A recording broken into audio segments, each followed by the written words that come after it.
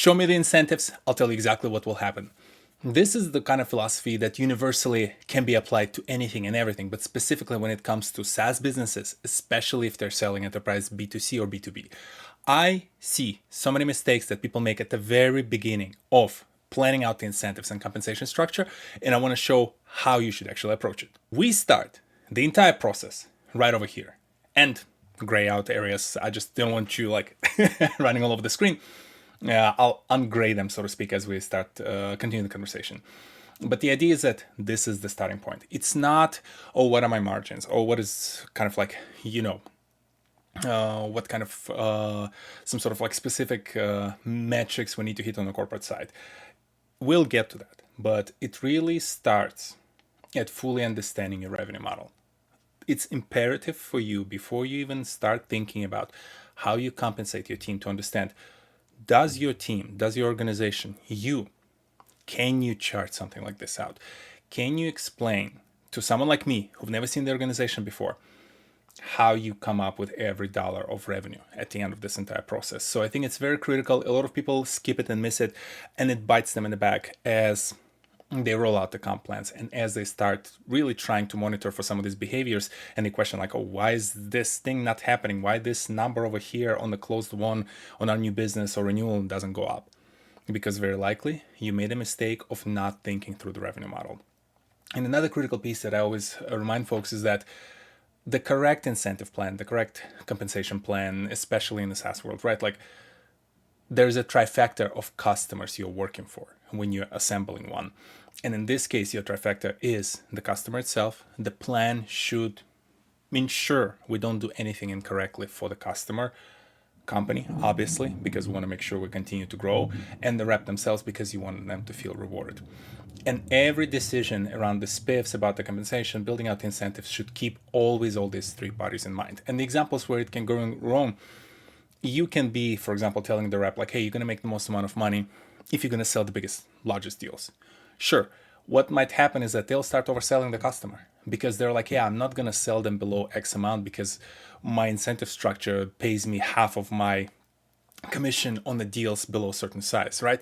If that's your company's goal and you really think that you need to be attracting certain types of customers, that's fine. But you have to take into account what will happen if they face incorrect type of customer and they try to oversell them, which is going to create churn in the future, which is going to create customer support issues, right? And it's just going to bottleneck the system because now you have to take care of this customer and this, yes, the rep got paid, that's awesome. But that's what happened. Or vice versa, you can come up with some sort of plan that disincentivize the rep to do certain things that benefit the company. For example, maybe you're worried now about margin deals, right? And you want to make sure you're profitable. But if your compensation plan rewards them to discount the heck out of the product and just get it in the hands of the customer's happy, the rep is happy. Guess what? The company is now burning through cash, right? Because the margins are negative on every single deal that we close. So the complexity here is that you need to understand how the dynamic of all of those interactions work, and then make sure you take into account this trifecta. And once you do, the thing is that that's what I wanted to kind of like show, right? Once you map it out and you said, okay, now I understand my revenue model, I can go take it from the moment someone visited my website all the way to the closed one, and then understand the adoption and understand the potential opportunities for the expansion, and also how we're going to renew this account. You come to the place where you can say, okay, now how does the team cover this entire process, right? And you can split it in different ways. I just use this as an example. In my specific case, I'm assigning marketing to essentially be responsible to obviously drive the visits to the website, make sure we score the leads, make sure we convert them to the marketing qualified leads. Then we have SDRs, some people sometimes call them BDRs, that's also a possibility, right? You essentially go and get those folks to qualify, basically sales qualify the leads that they're receiving from marketing, which then turns into opportunities, and sales accepts the opportunities and work with the Cs to actually get it across the finish line. And then customer success and potentially sales may be responsible for the expansion, or just based on how you structure your organization, continue with ensuring there's an adoption, there are expansion opportunities, and you renew these deals. And so now you understand, okay, I have my revenue model, I keep this trifecta in mind, and I have my teams that are assigned to it. Now, how do I measure their success across the board? And you can go after just the count, right? Like how many visits you've driven, how many leads you've driven, and so on and so forth. But you also might consider a bunch of other metrics. And it's just an example. Like you can come up with a lot of different metrics, right? At the very beginning, at top of the funnel, it's all really about the conversion rate, right? Like you can also split it and start talking about the quality and the type of companies maybe you target, and that's what you want to incentivize. For example, conversion rates on the leads coming from the Fortune 1000 companies, right? And that's something you incentivize. But for the sake of example, I just want to give you some ideas of like, hey, there's some things you can do around the conversion rates, right? So that marketing doesn't just drive the visits, but they're actually converting to leads and then converting to MQLs. And I would also argue you would want to incentivize marketing on the conversion rate to actual opportunities, because they might just be incentivized on the conversion rate and they're just gonna, run the truck through that conversion rate and just convert everyone, turn everyone into marketing lead. But then none of them can be qualified by the BDR, and BDR is frustrated because their queue is like full of just junk. Or sales might be frustrated because the BDR is now incentivized on conversion rate, and they're also like, overzealous third base coach. They're just like waving everyone through. Now sales sitting there, they're like, oh my God, what am I doing here? I thought that those are quality leads, but those people are just, I don't know, students trying to study our software, right, for some project, and they're not actually intending to buy anything and not coming from the enterprises, right?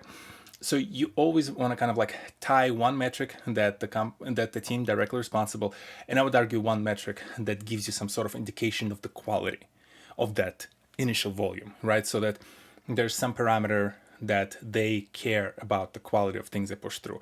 They will care either way, hopefully, right? Most of the people want to be good at their jobs, but to avoid any kind of like downstream effects and negative, friction points between different teams, you want to make sure that they are actually invested in the final outcome, which can be the win, which can be the renewal, and so on and so forth, right? And there are a few other things, right? Again, some things you're just going to measure the success of the actual process, like sales cycle is a good example, where just how quickly are we converting. Like you want to monitor for it. I don't know if you want to necessarily incentivize it, but it's important to monitor for it, in my opinion, because it can actually be a good indicator of the quality of the lead, right, as one of those proxy metrics. And yes, you essentially start thinking through all of these bits and pieces, and now you can start thinking about, okay, again, starting from the top, I have my revenue model, I know who can influence what, I'm keeping in mind my trifecta, and I now pick certain metrics that want to drive the behavior. Ultimately, and from kind of like building out all of these bits and pieces and understanding the metrics that you want them to affect and how they interact with each other, and you have to ask yourself, like one of my favorite exercises is ask yourself and your team, like, what can go wrong? Like if we're going to incentivize everyone on, I don't know, number of calls placed by the seller, what kind of behavior it will drive that it's going to go wrong, right? And one of the examples can be, yeah, they're just going to be booking calls, but they're not necessarily focusing on the demos and things of that nature, right? As an example. And so you basically go through this exercise, and now we're finally going to the place where we start saying, okay, but how are we going to pay for this, right? Like, what are the fair payment structures and what it's going to look like? And I'm not bringing super complex example over here, but something I want to talk about is that on the base level, all of this kind of like need to stack up roughly in this format. And I'll explain the visual in a second. I might just hide this part for now. We're going to talk about it in a second. But the idea is that based on those metrics, in my opinion, what are the base expectations, right? Close a certain number of deals, make certain number of calls, convert certain number of leads. Once you pick that critical couple of one metric, right? Ideally something that's easy to understand, easy to model. Rep knows that that's what we're monitoring for, and they know how it ties to both their performance, but also performance of the company. That should ideally be how they hit their OTE, right? Like basically expected comp between their base, if you're paying base, plus variable. In my opinion, that should be driving the behavior. And by driving the behavior, you're saying like, hey, I don't need you to do heroics to hit your OTE. You just need to do these things well, because if as SDR, for example, you need to be able to convert 50 leads every month, right? You convert 50 leads every month, that month you get your full OTE. You can have, again, additional qualifiers to say about the quality, and maybe sales exception process actually happens with a sales rep. So sales reps that you're working with accepted 50, right, of those leads. So they now understand, okay, I need to provide high quality leads. I need to make sure the reps are happy with them and they accept them, and I just need to do 50 of them. And once I do, my job is done, at least at the base level, right? You can go, and we'll talk about accelerators in a second, all those things.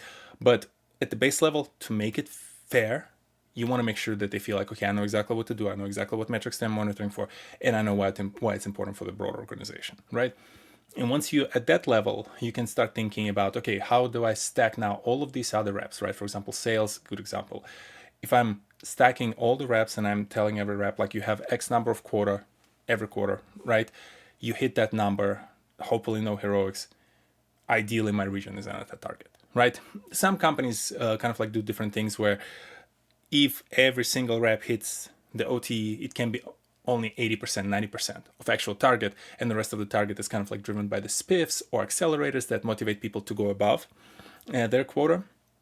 Or in some cases, I've seen people actually do it so that if every single one of them hits, it's actually like 110, 120% of the target, right? So we're actually assuming some people will underachieve.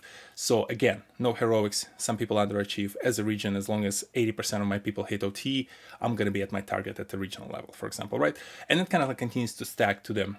Team's target, for example, if there's like in the region, you have like, I don't know, West Coast, East Coast here in the United States, stack them both together, the team, North America. Plus Canada, I guess, right? I should not be forgetting about the entire country. They all stuck together. Now we're at the team target, right? And again, same rule applies. You can maybe assume that there's going to be some underperformance. So if every single one of them is at the target, maybe your region's target is like, 10% less. So even if one of the regions underperforms, your entire kind of like global geo will be at the target. And same goes for the company, right? Again, depending on your business, depending on the velocity of your business, some inputs, coming back to that revenue model, like this is where it's important to understand the revenue model, understand how you come up with those things, because as you start stacking all of those bits and pieces up, the important part is now to reverse test it, right? And what I mean by this is that you have to say, okay, but how realistic it is for the rep to hit an OT. Like SDR, 50 leads need to be accepted, by the seller. If they only get 60 leads, it's a ridiculous conversion rate, right? It's like we need to do something, whether it is we have to redesign this plan, and we have to realize is that we're not having enough of marketing outreach right now going on to fill up the pipeline with enough leads so that SDR has enough to convert through. The other part can be, and you start kind of like going and teasing and coming back to this model of like, maybe we don't have enough, people to actually convert, and we have enough leads, but it just people are not converting, or we don't understand what the good looks like for the conversion, so it's closed ones, so we waste a lot of time on the leads that actually never close, right? And you have to inspect for those kind of things. And then from the renewal perspective, maybe you do all of this, but you have a leaky bucket situation because those people just churn 6 months, a year from now, whatever the commitment term might be, and you lose all of them, right? And you have to refill the bucket again, but it keeps leaking, and it's like, what are we doing here? Right? So you have to keep now going back and forth kind of like between the plan, the targets over there, how you structure it, and all of these metrics, understand how realistic it is. Because in my opinion, and that's another mistake that a lot of people do, especially in the RevOps, you don't explain to the rep how they're going to be successful. And when you explain it to them, they should feel it's realistic and achievable, right? If you go and tell them like, hey, you have 4 weeks, in the 4 weeks you need to close, 1.5 opportunity, I don't know, per week. And on average, they've been closing about 1 to 2. Hey, they feel like that's probably realistic. I can do that, right? Like velocity of my business allows me to do that. But again, if it's like, oh, but for you to hit the target, you need to be on the calls 8 hours a day, plus also you need to be demoing 4 hours a day, and then you need to be also doing a bunch of admin stuff 2 hours a day. All of a sudden, they're like, this is going to be miserable. My life's going to be miserable.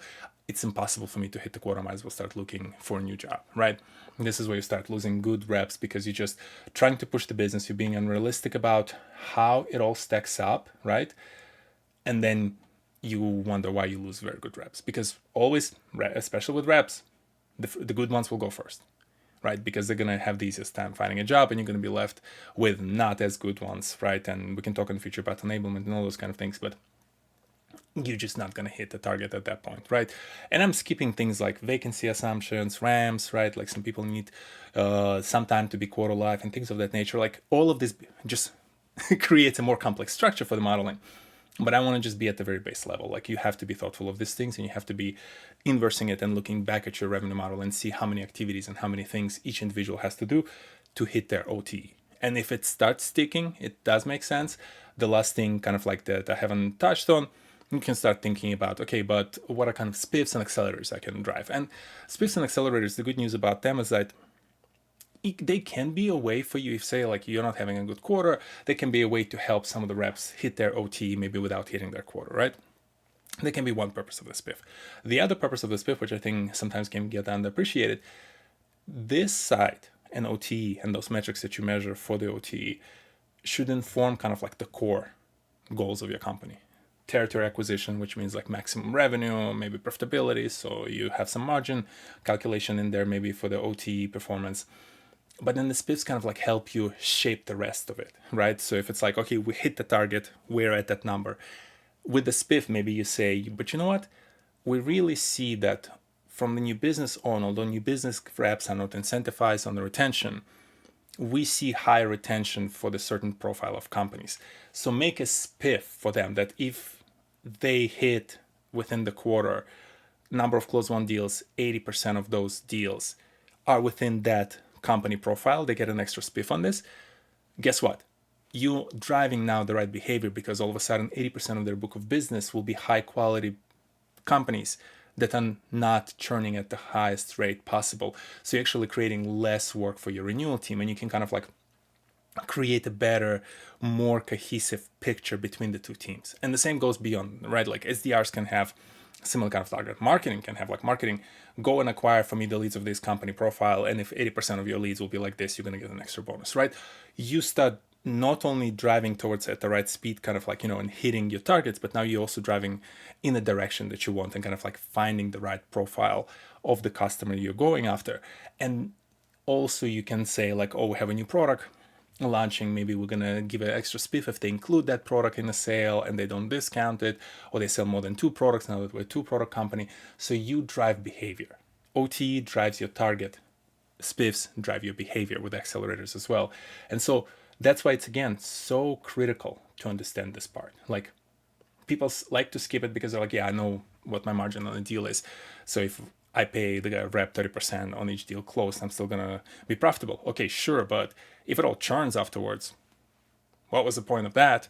Or if it's unrealistic for them to hit that target at those volume of work and so on and so forth, like, right? Or if it drives behavior for one of these 3 parties that negatively affects them, you're just wasting time. So this is why I think it's so critical for you at the very beginning to look at your revenue model and ask yourself, like, am I moving in the right direction? Like, am I thinking about all these metrics? Am I thinking about this dynamic? Am I making it realistic for the rep to hit their OT, right? It all starts with you really investigating. Do you and your team that works on this project understand how the business functions? And if they don't, you will have problems. You will have a lot of problems. And I've seen it personally, which is ironic that I'm making this video. Compensation is like one of those areas I've stayed away from, transparently, being for 15 years plus in business operations, because I've seen so many times how it can go wrong, right? And just recently I kind of like start going through the process of like trying to assemble, like, but why? Like, I just get curious, and that thankfully I have this part of my personality where like if something really gets confusing to me, I'm just like get obsessed about it and like trying to figure out.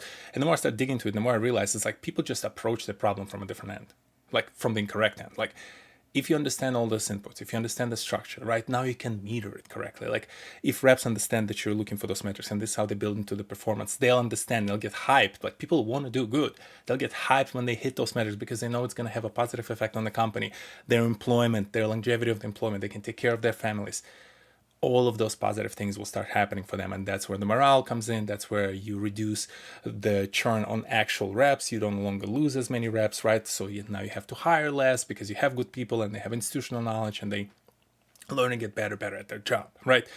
Again, we'll talk, if this is a topic that's interesting to you, let me know. We can talk about enable and we can talk other parts of RevOps. But to me, this is why it's such a cornerstone critical item, and people just completely forget to approach it this way.